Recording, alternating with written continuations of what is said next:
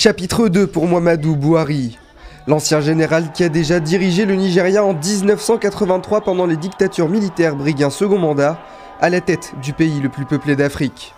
Une élection qu'il a placée sous le signe d'une lutte féroce contre la corruption qui ronge le premier producteur de pétrole d'Afrique. Des promesses qui ravissent ses supporters, descendus dans la rue célébrer sa réélection. Ils sont venus manifester, ils ont trouvé grille fermée. Peu importe, devant leur université, c'est leur colère qu'ils voulaient faire passer. Des étudiants mobilisés par milliers, une image inédite depuis des années en Algérie. L'expression de la conscience politique d'une jeunesse mécontente et inquiète pour l'avenir de son pays. Notre situation est catastrophique. Le président est absent. Les autres responsables ont pillé le pays. Leur argent et leurs enfants sont à l'étranger. On vit dans la misère. Et au lieu d'améliorer nos conditions d'études, ils ont construit une mosquée à coût de milliards de dollars. Personne ne se soucie de nous.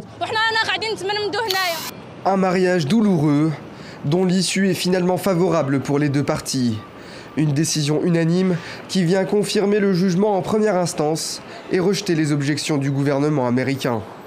Le département de la justice affirmait que cette fusion des activités de télécommunication d'AT&T, plus grand fournisseur de services téléphoniques locaux des États-Unis, et des contenus de Time Warner risquait de réduire la concurrence et d'entraîner des hausses de prix pour les consommateurs. L'union entre AT&T et Time Warner vise notamment à faire face à la concurrence de Netflix grâce aux chaînes du groupe telles que HBO et ses séries télévisées. Une réorientation stratégique nécessaire, car Disney mais aussi Apple veulent lancer leur propre plateforme de diffusion pour maîtriser les contenus et leur distribution aux consommateurs, à l'heure où les programmes à la demande représentent l'avenir de la consommation des contenus télévisuels. Icône de la mode et visionnaire, Thierry Mugler a créé certaines des plus belles silhouettes des années 80 et 90. Madonna et Céline Dion se sont arrachés ces costumes. C'est vrai que j'ai tendance à aimer les vrais de vrais. Pas les fabriqués marketing, donc les vrais talents, les vraies bêtes de scène, oui.